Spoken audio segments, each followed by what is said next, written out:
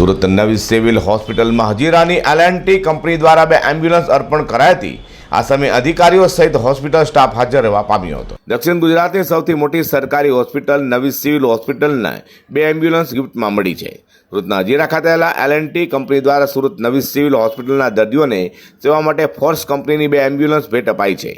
મંગળવારે સવારે L&T કંપનીના VP અને CEO સંજય દેસાઈ સહિત તેમની ટીમે નવી સિવિલ હોસ્પિટલના સ્ટાફની હાજરીમાં સિવિલમાં રેડિયોલોજી વિભાગ બહારથી 2 એમ્બ્યુલન્સને ફ્લેગ ઓફ કરી નવી સિવિલ હોસ્પિટલને અર્પણ કરી હતી।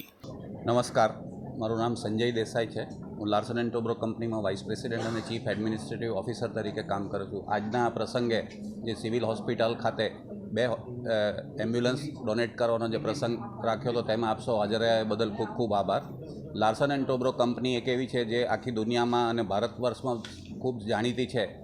મોટે ભાગે બધા લોકો એને એ રીતે જાણે છે કે મોટા એરપોર્ટ, મોટા રસ્તા, રામ મંદિર કે અટલ સેતુ કે એવા મોટા મોટા પ્રોજેક્ટો કરતી હોય છે, પરંતુ એની સાથે સાથે એ જ લાર્સન એન્ડ ટોબ્રો કંપની આખા ઓલ ઓવર ઇન્ડિયામાં આ રીતના CSR પ્રોજેક્ટો કરતી રહે છે। અને ખાસ કરીને સુરત ખાતે હજીરામાં જે લાર્સન એન્ડ ટોબ્રોનું મોટું એક મેન્યુફેક્ચરિંગ યુનિટ છે, ત્યાં 10 કંપનીઓ જુદા જુદા પ્રકારના મોટા સાધનો બનાવે છે કે જે ડિફેન્સમાં, પાવર પ્લાન્ટમાં અને બીજા જુદા જુદા રાષ્ટ્ર નિર્માણના કાર્યમાં કામ કરતી હોય છે। એની સાથે સાથે આ રીતના બધા CSRના કામ કરતા હોઈએ છીએ।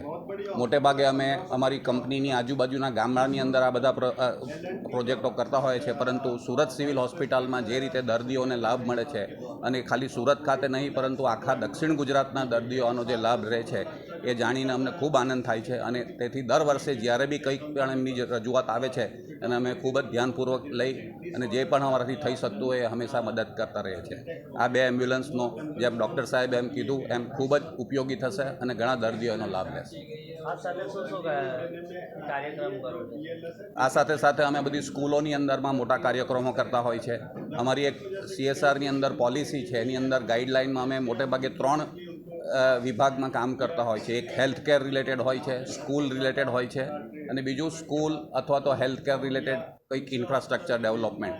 જેવી રીતના અમારા હજીરાની આજુબાજુના કાંઠા વિભાગના બધા ગામડાઓ છે જ્યાં પીવાના પાણીની મોટી અગવડ છે, ત્યાં આગળ પીવાના પાણીની સગવડ કરવા માટે અંડરગ્રાઉન્ડ ટાંકી બનાવવી, તળાવ બનાવવા, આ રીતના બધા ઘણા, પછી દરેક સ્કૂલોની અંદર ડિજિટલ ક્લાસરૂમ કરવા, આ રીતની બધી પ્રવૃત્તિઓ અમે કરતા હોઈએ। સુરત નવી સિવિલ હોસ્પિટલ L&T કંપની દ્વારા 2 એમ્બ્યુલન્સની ભેટ અપાતા હવે એમ્બ્યુલન્સ થકી દર્દીઓને સેવા મળશે। અઝર કુર્સી સાથે પ્રકાશવાળા।